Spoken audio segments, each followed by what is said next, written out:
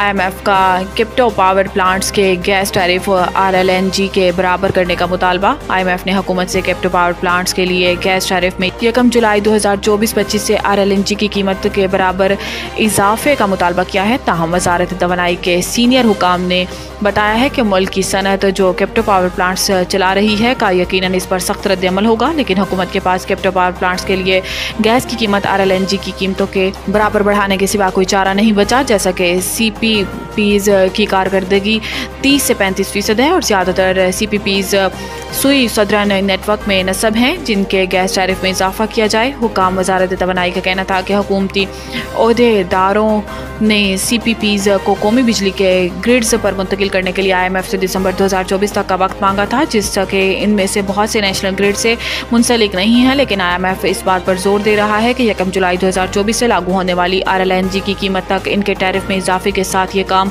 जून 2024 तक मुकम्मल होना चाहिए।